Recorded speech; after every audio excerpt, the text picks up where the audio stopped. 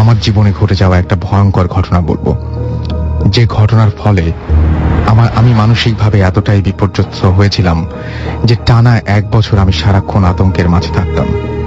আর সারাক্ষণ, এমনকি টয়লেটে যাবার সময়ও আমার পাশে কাউকে থাকতে হতো। ভূত এফএমে অনেক মানুষকে দেখেছি যে অলিক কিছু না দেখতে পারার জন্য অনেক হাহুতাশ করেন, কিন্তু আমার পরিবার আর আমার যে অবস্থার মধ্য দিয়ে আমি গিয়েছি তা থেকে উপলব্ধি করতে পারি যে ব্যাপারগুলো আসলে যেমন মজার মনে হয় আসলে সেরকম নয়। যাই হোক, আমি মূল ঘটনায় চলে আসি। এই ঘটনাটা আমার ছোটবেলার, যখন আমি স্কুলে পড়ি। আমার বাবার ছিল বদলির চাকরি, উনি ছিলেন সরকারি ডাক্তার। সেবার বাবার বদলি হলো ঠাকুরগাঁতে। আমি যে সময়ের কথা বলছি তা 1987-88 দিকে। ঠাকুরগাঁতে যে সদর হাসপাতাল তা তখন কেবল নতুন ভবনে শিফট হয়েছে, যা কিনা ঠাকুরগাঁ বাসস্ট্যান্ডের কাছে এখনো আছে। নতুন হাসপাতালের ডাক্তারদের কোয়ার্টারগুলো তখনও বানানো শেষ হয়নি। বাইরে বাসা ভাড়া বেশি হবে বলে অনেক ডাক্তার তখন পুরনো হাসপাতালের ভবনগুলোতে থাকতেন। পুরনো হাসপাতালটি ছিল ঠাকুরগাঁর কোর্টের পাশে। সেটি ছিল ব্রিটিশ আমলে করা অনেক বড় ক্যাম্পাসের মাঝে। অনেকগুলো শত বছরের পুরনো কাঁঠাল গাছ ছাড়াও সেই ক্যাম্পাসে ছিল পরিত্যক্ত দুটো অ্যাম্বুলেন্স, যেটায় চড়ে আমরা তখন খেলা করতাম। আর ছিল একটা লাশ কাটা ঘর। আমরা সবাই মহা আনন্দে পুরনো হাসপাতালের সেই ভবনটায় উঠলাম। তা নাকি আগে ওয়ার্ড ছিল। আমাদের ওই বাসায় ওঠার পরে আশেপাশের অনেকেই আমার মাকে বলছিলেন যে আপনাদের ছোট বাচ্চা আছে, এই পুরনো হাসপাতালের বিল্ডিং এ না উঠলেই ভালো করতেন। তবে পরিষ্কার করে কিছু বলেননি। আমার ছোটবেলাটা অনেক দস্যিপনায় কাটতো। স্কুলের বাইরে দুপুরে একটু সময় ছাড়া সারাটা সময় আমরা বাইরে খেলাধুলা করে বেড়াতাম। পুরনো হাসপাতালের বিরাট ক্যাম্পাস আমাদের কাছে এক মজার খেলার মাঠ হয়ে গেল। হাসপাতালের পরিত্যক্ত ভবনগুলো যেন আমাদের লুকোচুরি খেলার জন্যই তৈরি করা হয়েছিল। হাসপাতালের পিছনের ছোট একটা জঙ্গলের ভেতর দিয়ে আমরা টাঙ্গন নদীতে যাওয়ার শর্টকাট রাস্তা বের করে ফেললাম। আমাদের মাঝে ভয়ের কোনো ধারণাও ছিল না। সমস্যাটা শুরু হলো হঠাৎ করেই। আমি আর আমার বড় ভাই রাতের বেলা অদ্ভুত ধরনের স্বপ্ন দেখা শুরু করলাম। কিছুদিন পরপরই ঘটনাটা ঘটতে থাকলো। আমার বড় ভাই ওনার স্বপ্নগুলো মনে রাখতে পারতেন না, কিন্তু ওনার যেটা হতো তা সোজা ভাষায় মানুষকে ঘুমের মধ্যে বোবায় ধরলে যা হয় সেরকম করে গোঙানি আর চিৎকার করে ওঠা। পরবর্তীতে আরেকটা ব্যাপার মাঝে মাঝেই হতে থাকে, সেটা হলো উনি ঘুমের মাঝেই উঠে হেঁটে বেড়াতে শুরু করতেন। সবচাইতে অবাক করা ব্যাপার হলো উনি ঘুমের মাঝে 2 বার বাসার দরজা খুলে বাইরে চলে যান এবং ফজরের নামাজের যাবার সময় বাবা ওনাকে বাসার কিছু দূরের একটা কাঁঠাল গাছের নিচে ঘুমন্ত অবস্থায় খুঁজে পান। এরপর থেকে রাতে ঘুমাবার আগে আমার মা বাসার মূল দরজা ভেতর দিক থেকে তালা মেরে দিতেন। আমার স্বপ্নের ধরনটা ছিল আরো অদ্ভুত। আমি আমার স্বপ্নগুলো স্পষ্ট মনে রাখতে পারতাম। স্বপ্নগুলো এক কথায় জীবন্ত। আমার স্বপ্নে দেখতাম আমার ঘরের চারিদিকে কেমন জানি বদলে গেছে, সবকিছু যেন 50-60 বছর পিছিয়ে গেছে। আমার ঘরের চারিদিকে পরিচিত আসবাব কিছু নেই, বরং সেই জায়গাতে আছে সারি সারি করে পাতানো রোগীদের বিছানা। সাদা চাদর বিছানো সেই বিছানাগুলোর মাঝে বেশিরভাগই রোগী শুয়ে আছে। তাদের কেউ কেউ কষ্টে কোঁকাচ্ছে, কেউ বা ঘুমে বিভোর। একবার স্বপ্নে আমি কাহিনী কি ভালো মতো দেখার জন্য উঠে বসি। এমন সময় দেখি কেউ একজন বলল যে বাবু উঠে গেছে, ওষুধের ডোজটা দিয়ে দেই। পিছনে তাকিয়ে দেখি একজন সিস্টার, পরিষ্কার সাদা পোশাক পরা, মায়াবী মুখ, আমার সামনে একটা ট্রলিতে কিছু একটা আনে। আমি বেকুবের মতো দেখতে থাকি। উনি অনেক যত্ন করে কি একটা ওষুধের অ্যাম্পুল ভাঙেন, একটা কাচের সিরিঞ্জে ওষুধটা নেন এবং আমার হাতটা ধরেন। এই পর্যায়ে আমি বুঝতে পারি আমার সাথেই কিছু একটা হতে যাচ্ছে। আমি হাত ছাড়ানোর জন্য জোরাজোরি করতে থাকি, চিৎকার করে বলতে থাকি, ছেড়ে দাও। ঘুম ভাঙলে দেখি আমার বড় ভাই ধাক্কা দিয়ে বলছেন, কি হয়েছে তোমার? স্বপ্ন দেখছো মনে হয়? খারাপ কিছু? হাত মুখে পানি দিয়ে আসো, ভালো লাগবে। হাত মুখে পানি দিয়ে আসো, ভালো লাগবে। এরপর আমি বাথরুমে যাই। হাত ভরে পানি নিয়ে মুখ ধোবার সময় হাতের দিকে চোখ আটকে যায়। হাতের এক জায়গায় খুব জোরে ধরায় 5 আঙ্গুলের দাগ হয়ে রক্ত জমাট হয়ে আছে। পরদিন সকালে আমার মা বাবাকে স্বপ্নের ব্যাপারটা খুলে বলি আর হাতের দাগটা দেখাই। আব্বা আম্মা ব্যাপারটা অবাক হন এবং ভয় পেলেও আমাদের সাহস দেবার জন্য বুঝ দেন যে ঘুমের ভেতর হয়তো আমি নিজেই নিজের অন্য হাত দিয়ে এমন করেছি। তবে আমার মা আর নানাকে বলে আমাদের 2 ভাইয়ের জন্য 2টো তাবিজ জানিয়ে দেন। আম্মা ওটা আমাদের হাতে বেঁধে দেন। মূল ঘটনা ঘটে এর কিছুদিন পরেই। আমাদের বাসায় তখন রেফ্রিজারেটর ছিল না। পুরনো হাসপাতালের প্রায় সবকিছুই নতুন শিফট করে গেলেও ইপিআই এর অফিসটা আগের ভবনেই ছিল। ইপিআই এর স্টোর রুমের জন্য সেবার ইউনিসেফ থেকে 5-6টা ডিপ ফ্রিজ দান করে। প্রয়োজন না থাকায় সেগুলো ইনস্টল না করে ফেলে রাখা হয়েছিল। ইলেকট্রিকের জিনিস পড়ে থাকলে নষ্ট হতে পারে ভেবে আমাদের পুরনো হাসপাতালে অবস্থানরত ডাক্তারদের একটা বড় ডিপ ফ্রিজ ইনস্টল করে নিজেদের প্রয়োজনে ব্যবহার করার জন্য অনুমতি দেন। বাবা সহ অন্যান্য ডাক্তাররা, আঙ্কেলরা কোরবানির ঈদের আগে ঠিক করেন যে ঈদ উপলক্ষে এবার একটা ডিপ ফ্রিজ ইনস্টল করবেন। সেই সময় ফ্রিজ মানে আমাদের কাছে অনেক মজার ব্যাপার ছিল। আইসক্রিম বানানো যাবে, বরফ বানিয়ে সেই বরফ খাওয়া বিশাল আনন্দের ব্যাপার ছিল আমাদের মাঝে। তো সেই ফ্রিজ ইনস্টল করতে করতে মেকানিক রাত 11টা বাজিয়ে দিল। সেটা ছিল ঈদের আগের রাত। আমরা রাত 11টায় বাসায় এলাম আইসক্রিম করতে দেবার জন্য জিনিস নিয়ে। আমার বাটিতে করে মার বানায় দেওয়া দুধ চিনির মিশ্রণ নিয়ে যাচ্ছিলাম বাসা থেকে ইপিআই অফিসে, যা কিনা বেশ খানিকটা দূরে ছিল। আর পথের মাঝে 2টা বড় কাঁঠাল গাছ আর লাশ কাটা ঘরটা পড়তো। আমার বড় ভাই আমার আগের বাটি নিয়ে চট করে চলে গেল আর একলা আস্তে আস্তে যেতে লাগলাম যেন বাটির মিশ্রণটা পড়ে না যায়। বাসার কিছুটা দূরে আসার পর আমার চোখ আটকে গেল সেই বড় কাঁঠাল গাছের দিকে। আমি যা দেখলাম তাতে আমার সমস্ত শরীর যেন মূর্তির মতো আটকে গেল। আতঙ্ক কি জিনিস এই সময় আমি বুঝতে পারলাম। আমি দেখলাম সেই গাছের আড়াল থেকে সেই সিস্টারটি বের হয়ে আসছেন যাকে আমি স্বপ্নে দেখেছিলাম। আমি নড়তে পারছিলাম না। মোহগ্রস্ত মানুষের মতো তাকিয়ে দেখলাম মহিলাটি আমাকে ইশারায় ডাকছেন। অন্ধকারে ওনার শরীরটা যেন হালকা নীরব আলো ছড়াচ্ছিল। আমি কত সময় দেখেছি মনে নাই, শুধু মনে আছে এক সময় আমি সম্বিত ফিরে পেলাম। তখন আমি চিৎকার করে বাসার দিকে দৌড় দিলাম। বাসার উঠোনে এসে চিৎকার করে জ্ঞান হারালাম। আমার জ্ঞান যখন ফিরল আমি আমার বাবার কোলে। আমি আতঙ্কে বাবাকে জড়িয়ে ধরলাম। আমার মনে আছে সেই রাতে আমাকে দেখার জন্য অন্যান্য ডাক্তার আঙ্কেলরা এসেছিলেন। কড়া ডোজের ঘুমের ওষুধেও সারা রাত আমি চোখের পাতা এক করতে পারিনি। পরদিন সকালে ঈদ ছিল, কিন্তু আমাদের সেবারের ঈদের আনন্দ মাটি হয়ে গিয়েছিল। আমার ফোবিয়াটা এমন ভয়াবহ হয়ে দেখা দিল যে বিকেলে আমরা নানা বাড়ি দিনাজপুরে আমাদের নিয়ে চলে গেলেন। বিকালে আমার নানা বাড়ি দিনাজপুরে আমাদের নিয়ে চলে গেলেন আমার বাবা, এবং মাসখানেক পর বাবা বদলি নিয়ে ঠাকুরগাঁ থেকে দিনাজপুরে চলে আসেন। আমার বাবা অনেক আধুনিক মন মানসিকতার ছিলেন। উনি আমার ব্যাপারটাকে সম্পূর্ণ মনের ভ্রম বলে ধরে নেন। আমি 1 বছর স্কুল ড্রপ দিই। পরবর্তীতে আমার বাবা ঢাকা পিজি হাসপাতালে একজন মানসিক বিশেষজ্ঞ ডাক্তারের কাছে আমাকে দেখান। ওনার চিকিৎসা আর ঘন্টার পর ঘন্টা কাউন্সেলিং এর পর আমি স্বাভাবিক হই। এরপর আমি ওই মহিলাকে আর কখনো দেখিনি। ব্যাপারটা এখানেই শেষ হয়ে গেলে ভালো হতো, কিন্তু কিছুদিন আগে একবার ঠাকুরগাঁ যাবার দরকার পড়ল। সেই সময় ভাবলাম একবার দেখে আসি ছোটবেলার জায়গাগুলো। হাসপাতালের ক্যাম্পাস ঘেঁষা একটা বাসা ছিল আমাদের ওই সময়ের বন্ধু মহিদুলের। ভাবলাম আসছি যখন দেখে যাই, যদি বাসায় থাকে ভাগ্য ভালো বলতে হবে। ছুটি থাকায় সে বাসাতেই ছিল। আমাকে দেখে অনেক খুশি আর অবাক হলো। ওর সাথে পুরনো জায়গাগুলো দেখতে বের হলাম। নস্টালজিয়া পেয়ে বসলো 20-22 বছর পর সেই পুরনো হাসপাতালের ক্যাম্পাসে গিয়ে।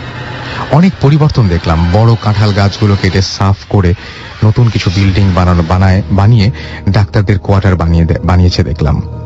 কিছুটা ঠাট্টা করেই ওকে সেই কাঁঠাল গাছের জায়গাটা দেখিয়ে বললাম, এই গাছটা কেটে ফেললো, মনে আছে এখানে কি হয়েছিল? ও আমাকে অবাক করে বলল যে 1 বছর আগে ওই গাছটা কাটার সময় নাকি গাছের পাশের মাটির নিচে একটা পুরনো কঙ্কাল পাওয়া যায়। ওই কঙ্কাল কার, ওখানে কিভাবে আসলো কিছুই বের করা যায়নি। কিন্তু ডাক্তার আঙ্কেলরা কঙ্কালটা দেখে বুঝতে পেরেছিলেন সেটা একটি মহিলার কঙ্কাল। পরে এলাকার সবাই মিলে কঙ্কালটা গোরস্থানে দাফন করে দেন। আমার ব্যাপারটা বিশ্বাস করতে চাইনি। পরে দেখলাম কথা সত্য। ফেরার সময় অনেক বিষণ্ণ ছিলাম। মনে হয়েছিল হয়তো ওই মহিলা আমাকে বলতে চেয়েছিলেন ওনার সাথে কি হয়েছে, কেউ খুন করেছে কিনা, এই সমস্ত ব্যাপার। হয়তো ওনার দাফন কাফন ছাড়া পুঁতে রাখা অতৃপ্ত আত্মা মুক্তির আশায় আমার সাহায্য কামনা করেছিল। কিন্তু আমি সেই সময় তা বুঝিনি বলে ওনার আরো 20-22 বছর। ইমেল করেছেন, তিনি লিখেছেন যে ভাইয়া কেমন আছেন, আমি আজকে আমার একটা ইন্ডিয়ান ফ্রেন্ডের কাছ থেকে শোনা ঘটনা আপনাদের সাথে শেয়ার করব। আমি তার কাছ থেকে ঘটনাটা যেভাবে শুনেছি আপনাদেরকে সেভাবেই বলছি। আমার সাথে তার ফেসবুকে কথা হতো। আমি তাকে ভূত এফএমের কথা বলেছি, সে আমাকে স্টোরিটা বলেছে এবং আপনাদের সবার সাথে শেয়ার করার জন্য রিকোয়েস্ট করেছে। ঘটনাটা আমার আঙ্কেলকে নিয়ে। 1996 এর দিকে আমার আঙ্কেলের চাকরির সুবাদে কলকাতা থেকে কর্ণাটক ইউপিতে ট্রান্সফার করা হয়। কর্ণাটকের একটা গ্রামে তার পোস্টিং পড়ে।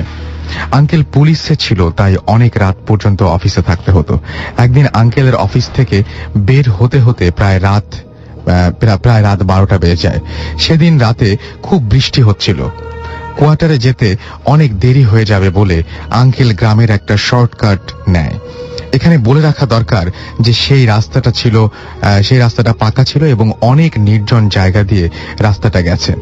রাস্তার দুই ধারে শুধু গাছ ছিল এবং আশেপাশে কোনো ঘর বাড়ি ছিল না, একদম নিরিবিলিতে ছিল। আর রাস্তাটা সম্পর্কে অনেকে অনেক কথা বলতো যে রাস্তাটা ভালো না ইত্যাদি। তো আঙ্কেল সব বুঝে শুনেই রাস্তাটা ধরে চলতে থাকে। তার কোনো ভয় লাগছিল না, কারণ তিনি জিন ভূত বিশ্বাস করতেন না। আস্তে আস্তে যেন বৃষ্টির বেগ বাড়ছিল। হেডলাইটের আলোতে যতটুকু দেখা যাচ্ছিল, তিনি অনেকক্ষণ ধরে বাইক চালাচ্ছিলেন এবং ঘড়িতে দিকে তাকিয়েছিলেন যে 1:30 পার হয়ে গেছে। হঠাৎ তিনি হেডলাইটের ঝাপসা আলোতে একটা মেয়েকে দেখতে পেলেন এবং তিনি ভাবলেন যে এত রাত্রে এখানে একটা মেয়ে কি করছে। তিনি মেয়েটার যখন একটু কাছাকাছি আসলেন তখন দেখলেন যে মেয়েটা একটা লাল বিয়ের শাড়ি পরেছিল এবং সে সম্পূর্ণ ভিজেছিল আর রাস্তার ধার থেকে আঙ্কেলকে বাইক দাঁড় করানোর জন্য ইশারা করছিল। হেডলাইটের আলোতে তাকে স্পষ্ট দেখা যাচ্ছিল। আঙ্কেল বাইক থামাতে গিয়েও কেন যেন থামালেন না। তিনি অনেক স্পিডে মেয়েকে পাস করে চলে গেলেন। তিনি ভাবলেন যে মেয়েটার কাছে দাঁড়ানোর দরকার ছিল, না জানি কোন বিপদে পড়েছে। তিনি মনে করলেন যে বাইকটা ঘুরিয়ে মেয়েটার কাছে ফেরত যাবেন। হঠাৎ তার রাস্তার ধারে চোখ পড়ল। তিনি দেখলেন যে সেই মেয়েটি আবারও রাস্তার ধারে দাঁড়িয়ে আছে আর একইভাবে লিফট চাইছে, একটু আগে যাকে তিনি পেছনে ফেলে এসেছেন।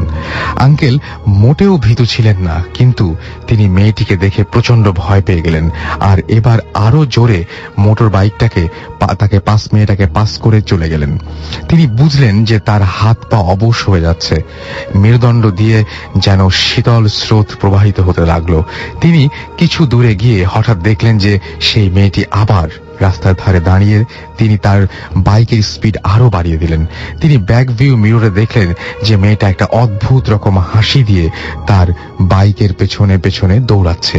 তিনি স্পিড মিটারে তাকিয়ে দেখলেন যে তার বাইকের স্পিড প্রায় 100 ক্রস করে ফেলেছে।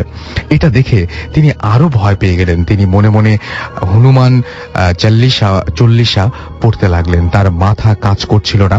এভাবে কতক্ষণ তিনি বাইক চালিয়েছেন তার মনে নেই। তিনি কোনো এক সময় একটা হাটে পৌঁছান এবং সেখানে নাইট গার্ডদের দেখতে পেয়ে তিনি তাদের কাছে যে অজ্ঞান হয়ে পড়ে যান। পরে তিনি পুলিশের চাকরিও ছেড়ে দেন। ভাইয়া, সে যখন আমাকে ঘটনাটা বলে তখন আমার হাত পা ঠান্ডা হয়ে গিয়েছিল এবং এখন আমি আপনাদের যখন লিখছি তখনও আমার খুব ভয় করছে। এবং এটা আমাদের লিখছেন সাজ্জাদুর রহমান রনি। আজ যে ঘটনাটা আপনাদের সাথে শেয়ার করব তা আমার এক ফ্রেন্ডের কাছ থেকে শোনা। ওর নাম জাহিদ এবং বাড়ি ঝালকাঠি জেলায়। গল্পটি ওর মুখ থেকে শোনার কারণে আমি আমার ফ্রেন্ডের বর্ণনা মোতাবেক বলছি। প্রায় ৬-৭ বছর আগে আমার গ্রামের বাড়ির এক ঘটনা। আমার গ্রামের পাশের গ্রামেই একটা মেয়ে, নাম তার লাভলি। মেয়েটির বয়স ১২-১৩-র কাছাকাছি।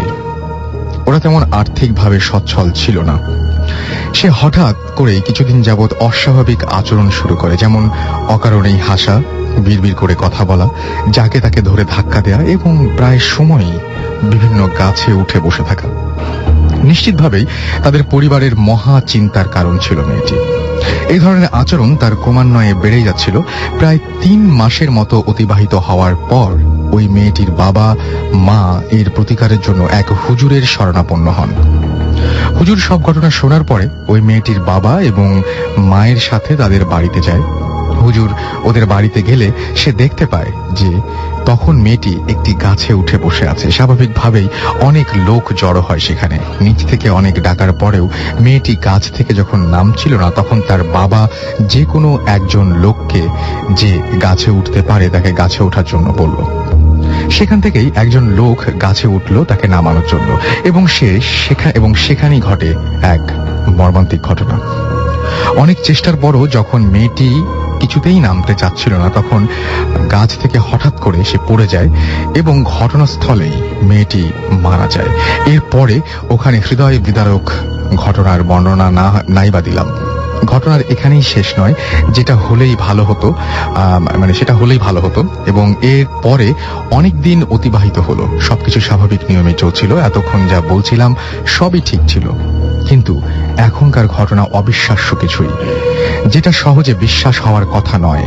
ওই মেয়েটি মারা যাওয়ার প্রায় ১.৫ মাস পরেই গ্রামে এক অচেনা মেয়ের আবির্ভাব, যে কিনা বোবা। গঠন, আকৃতি এবং চেহারায় ওই মেয়েটির সঙ্গে অবিশ্বাস্য মিল। তাকে দেখে গ্রামের সবাই আঁতকে ওঠে। কিন্তু মেয়েটি যেহেতু বোবা, তাই তাকে কোনো প্রশ্ন করার সুযোগ নেই, কিছু জানারও সুযোগ নেই। ওই বোবা মেয়েটি গ্রামে আসার পর থেকেই যে মেয়েটি মারা গিয়েছিল তার বাবা প্রায় প্রতিদিন রাতেই অসম্ভব রকমের আজে বাজে স্বপ্ন দেখা শুরু করেন, এবং ওই বোবা মেয়েটি মৃত লাভলির বাবাকে দেখলেই কিছু বলার চেষ্টা করত। একদিন মধ্যরাতে লাভলির বাবা টয়লেটে যাওয়ার জন্য ঘুম থেকে ওঠে। লাভলির কবরটা ছিল তাদের ঘর থেকে ২৫-৩০ মিটার দূরে। টর্চ লাইট নিয়ে বাইরে বের হওয়ার পর সে যা দেখতে পেল তা হয়তো তার জীবনে ঘটে যাওয়া সেরা ভয়ানক ঘটনা। টর্চটা মারার পর হয়তো তার অজান্তেই টর্চের আলোটা গিয়ে পড়েছিল ওই কবরের ওপর।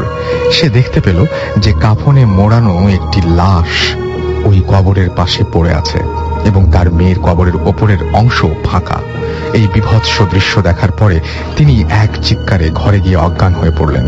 যেহেতু তার স্ত্রী ঘটনার কিছুই জানেন না, তাই ওই রাতের মতো তাকে মাথায় পানি দিয়ে দুজনেই ঘুমিয়ে পড়লেন।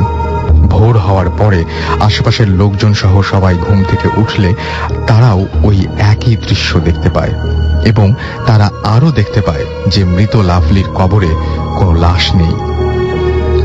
কাফনের কাপড়ের মাথার অংশ খুলে তারা দেখতে পায় যে সেটা লাভলিরই লাশ, এবং এতদিন হওয়ার পরেও ওই লাশটিতে তেমন কোনো পচন ধরেনি। এবং এখানে আরো আশ্চর্যজনক হলো, সেদিন থেকেই সেই বোবা মেয়েটিকে আর গ্রামে দেখা যায় না। এটাই ছিল মোহাম্মদ সাজ্জাদুর। দিনটি ছিল রবিবার, 11/12/2011, দুপুর 2:35। আমি লাঞ্চ করেছিলাম আর টিভি দেখছিলাম। হঠাৎ আমার ফোনটা বেজে উঠল। ইদানিং খাওয়ার সময় ফোনটা খুব বেশি বেজে ওঠে। বিরক্ত হয়েই ফোনটা রিসিভ করলাম।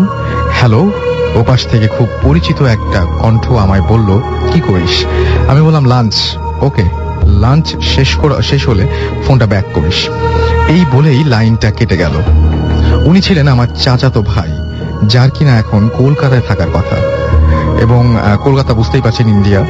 এবং ওনার হার্টের একটা প্রবলেম ছিল, ট্রিটমেন্টের জন্য ওনার যমজ 2 ছেলে ছিল, যারা এবার ক্লাস 7-8-এ উঠলো, 7 থেকে 8-এ উঠলো, এবং ভাইয়ার বিয়ে হয়েছিল।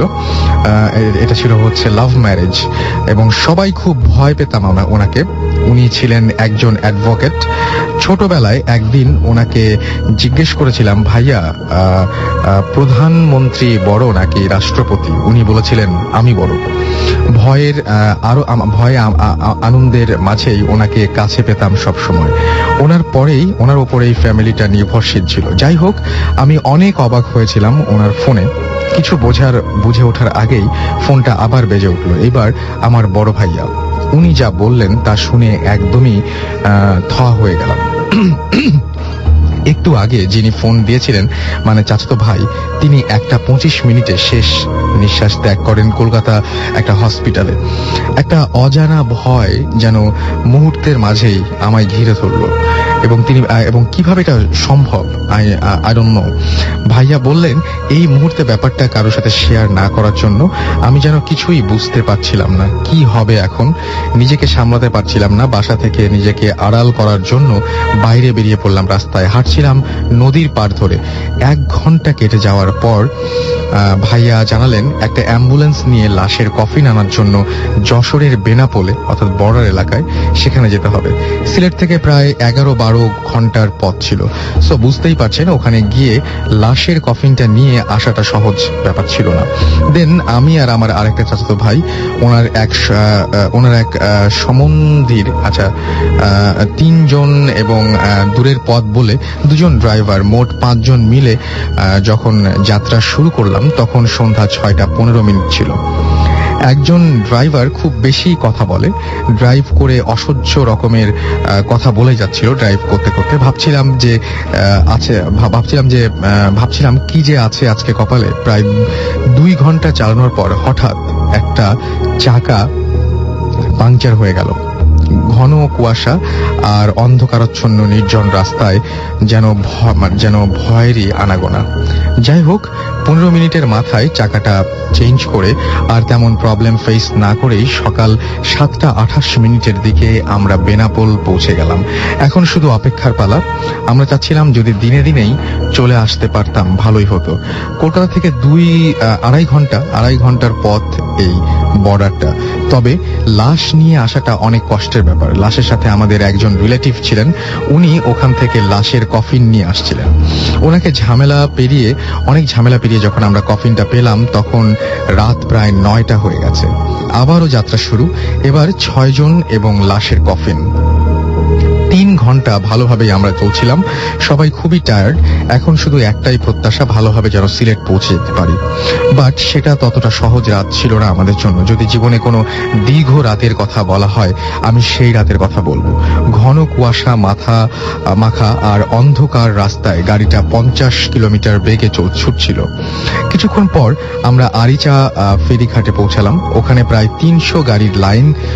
কোথা থেকে একটা লোক হঠাৎ করে এসে আমাদের গাড়িটাকে ফেরিতে সবার আগে উঠিয়ে দেওয়ার ব্যবস্থা করলো। আমরা ফেরি পেরিয়ে আবার চলতে থাকলাম। কিছুক্ষণ পর আমরা একটা রেল লাইন ক্রস করতে যাচ্ছি এবং ঠিক সেই মুহূর্তে একটা রেলগাড়ি আসছিল। অদ্ভুত কিছু একটা ঘটেছিল যা 6 জনই লক্ষ্য করেছি। রেলগাড়িটা একজন গেটম্যান হাত দেখিয়ে থামিয়ে দিল আর আমাদের দিকে ইশারা করলো যাওয়ার জন্য। এটা যেমন ইম্পসিবল ছিল, ঠিক তেমনি এটা অবিশ্বাস্য ছিল যে সেই গেটম্যানটা হলো যার কফিন নিয়ে যাচ্ছি সে। অর্থাৎ যে গেটম্যানটা ওখানে দাঁড়িয়ে ছিল, একটা রেলগাড়ি ছুটে আসছিল এবং যিনি কফিনের মধ্যে শুয়ে আছেন তিনি সেই ট্রেনটিকে থামিয়ে দিলেন। খুবই ভয়ঙ্কর ছিল সেই মুহূর্তটা। সবার শরীর ঠান্ডা হয়ে গেল, কারণ সবাই একসঙ্গে সেই ঘটনাটি দেখেছিলেন। এবং ড্রাইভার এমন একটা ভাব করলো যেন কিছুই হয়নি। সে পুনরায় স্বাভাবিকভাবেই গাড়ি চালাতে লাগলো। গাড়িটাতে নিঃশব্দতা বিরাজ করছিল। ভয়ে চোখের পাতাও এক করতে পারছিলাম না। কিছুক্ষণ পর লুকিং গ্লাসের দিকে আমার চোখ পড়তে দেখলাম ড্রাইভার ঘুমিয়ে পড়েছে, তবু যেন গাড়িটা ঠিকঠাক ভাবেই চলছে। কি হচ্ছে এসব? ভয়ে কিছু বলতে পারছিলাম না। যখন বুঝতে পারলাম তখন সিলেটের কাছাকাছি চলে এসেছি। সকাল 6টা এই আমরা সিলেটে পৌঁছে গেছি। কিভাবে এত তাড়াতাড়ি এটা পসিবল হলো আমরা কেউ বলতে পারবো না। আর আমাকেই বা কে ফোন দিয়েছিল এগুলোর কোনো অ্যান্সার আমার কাছে নেই। এবং এই ছিল ঘটনা। এবং সেই ঘটনার মধ্যে সবচেয়ে ভয়ঙ্কর ব্যাপারটা যে ফোনটা আসলো তার কাছে এবং ফোনটা এসে তাকে বললো লাঞ্চ করার পরে যেন ফোন ব্যাক করা হয়। তারপর তারা লাশের গাড়ি যখন আসছিল তখন মোটামুটি নির্ঝঞ্ঝাট ভাবেই তারা ফিরতে সবার আগে উঠে পড়েছিল, এবং তারা যখন একটা রেলগাড়ির সাথে হয়তো সংঘর্ষ হতো সেই মুহূর্তে যিনি কিনা কফিনের মধ্যে শুয়েছিলেন তিনি সেই গাড়িটা থামিয়ে দিলেন। এই ব্যাপারগুলোর অ্যান্সার তার কাছে নেই, আমাদের কাছেও নেই। আপনাদের কেমন লাগলো সেটা জানিয়ে আমাদের SMS করতে পারেন। আমি চলে যাচ্ছি ঘটনায়। এবং অপূর্ব তিনি লিখছেন যে আমি যে স্টোরিটি বলছি সেটা আমার সাথে ঘটেছিল কয়েক বছর আগে। আমি তখন বান্দরবনে ঘুরতে গিয়েছিলাম আমার ফ্যামিলির সাথে। সেখানে আমরা 1 সপ্তাহের মতো ছিলাম একটা বাংলোতে। বাংলোটার নাম আর লিখলাম না। তো প্রায় একদিন প্রায় রাতে 2টার দিকে 2টা থেকে 2:30টার মাঝে আমার ঘুম হঠাৎ ভেঙে গেল। তখন আমি রাতে উঠে আমি গ্লাসে পানি ঢালতে লাগলাম। বাহিরের থেকে কিছু কুকুরের ডাক শোনা যাচ্ছিল। আমি এতটা কেয়ার করলাম না। আমি আবার ঘুমানোর জন্য প্রস্তুত হলাম, কিন্তু কেন যেন আমার ঘুম আসছিল না। আমার ভীষণ গরম লাগছিল ও তাই আমি জানালাটা খোলার জন্য উঠলাম এবং আগেই বলে নিলাম যে জানালাটার পাশে ঘন জঙ্গল ছিল। তো আমি যখন জানালাটা খুললাম তখন আমি একটা আর্তনাদের শব্দ পেলাম। আমার রুমটার মধ্যে একটা বাহিরে যাওয়ার দরজা ছিল। তো আমি ব্যাপারটা দেখার জন্য বাহিরে গেলাম। আমি দেখলাম আমার জানালাটার পাশে একটা বয়স্ক লোক বসে আর্তনাদ করছে। তো তাকে সাহায্য করার জন্য আমি তার সামনে গেলাম এবং তাকে আওয়াজ দিলাম, কিন্তু সে কোনো সাড়া শব্দ করলো না। আমি তার সামনে এগিয়ে গেলাম ও তাকে স্পর্শ করলাম। তখন সে উঠে ঘন জঙ্গলের দিকে খোঁড়াতে এগোতে লাগলো এবং আমি তাকে পেছন থেকে দেখলাম, কিন্তু সে কোনো সাড়া শব্দ করলো না, বরং আরো গভীর জঙ্গলের দিকে এগোতে লাগলো। সে কিছু গভীরে যাওয়ার পর আমাকে ইশারা করলো সেখানে আসার জন্য। তখন আমি সেখানে এগোলাম এবং সে আমাকে আঙুল দিয়ে ইশারা করে কিছু একটা দেখালো। আমি সেখানে তাকালাম এবং আমি দেখলাম যে একটি বৃদ্ধ লোকের লাশ সেখানে পড়ে আছে। অবাক কাণ্ড এই যে লোকটা, এটা যে খুবই অবাক একটা ব্যাপার যে আমি এতক্ষণ সাহায্য করার চেষ্টা করছিলাম যে লোকটাকে, তার চেহারা ও লাশটির চেহারা একদম হুবহু একই রকম। আমি তার দিকে আবার ফিরে তাকালাম এবং দেখলাম যে সে নেই এবং সেখানটাতে আমি তারপর ভয়ে চিৎকার দিয়ে আমাদের বাংলোর কাছে দৌড়ে গেলাম এবং রুমে ঢুকে আমার জ্ঞান হারালাম। আচ্ছা, লিখেছেন আপনি যে অনেক যেভাবে লিখেছেন সেটা পড়া খুবই ডিফিকাল্ট। আমি ঘটনাটা বলি বরং, যে উনি বলছেন যে উনি ওনার বাংলোতে ছিলেন এবং জানালা খুলে দেখলেন যে একজন বয়স্ক লোক, সেই বয়স্ক লোকটাকে দেখে তিনি প্রথমে তাকে সাহায্য করার জন্য এগিয়ে গেলেন এবং বয়স্ক লোকটা তাকে যেটা বললেন সেটা হচ্ছে যে ইশারা জঙ্গলের দিকে চলে গেলেন এবং গভীর জঙ্গলে গিয়ে তাকে ইশারায় কাছে ডাকলেন। এবং কাছে যাওয়ার পরে যে ঘটনাটা ঘটলো সেটা হচ্ছে উনি ইশারা করে একটা ডেড বডি দেখালেন।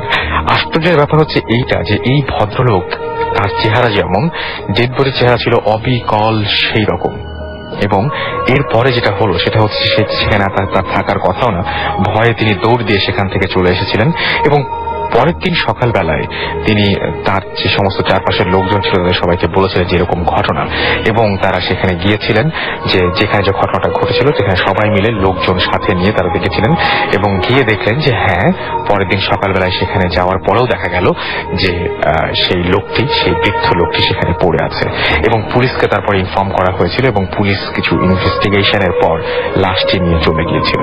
এই ছিল ঘটনা। তো এখন আমার যেটা মনে হয়েছে যে এই বৃদ্ধ ভদ্রলোকটি হয়তো সাহায্য চাইতে এসেছিলেন এবং এই ভদ্রলোকটি হয়তো তার লাশটি দেখিয়ে তাকে বলতে চাইছিলেন এরকম কিছু একটা, যেটাকে সৎকারের ব্যবস্থা করা হোক।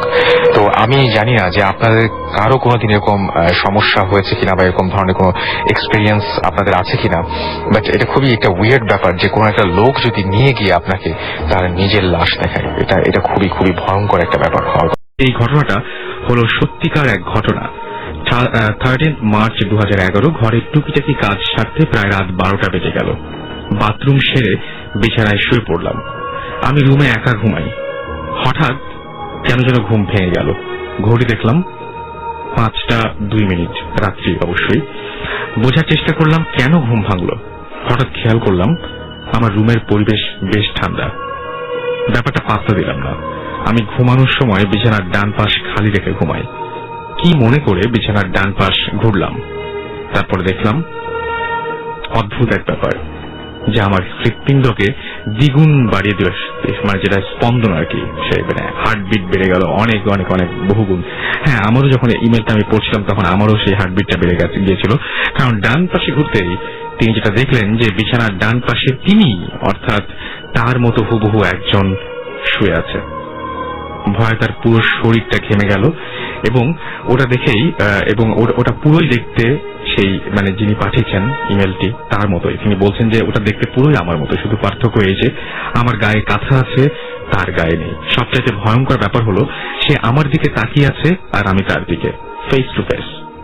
আর কি ভয়ঙ্কর সেই চাহনি! আমি কিছুই করতে পারছিলাম না, কিছু বলতেও পারছিলাম না। আমি আমার দিকেই তাকিয়ে আছি, সেই চোখ দুটো বিকট ভয়ঙ্কর। ভাবলাম এটা কল্পনা, স্বপ্ন। চোখ বন্ধ করে খুললাম, হাতে অগোচরে চিমটি কাটলাম, কিন্তু কোনো কাজ হলো না। ওটা ওখানে ছিল, আমার পাশে শুয়েছিল। এই ছিল email. So thank you Jawadul Alam Chowdhury. Joy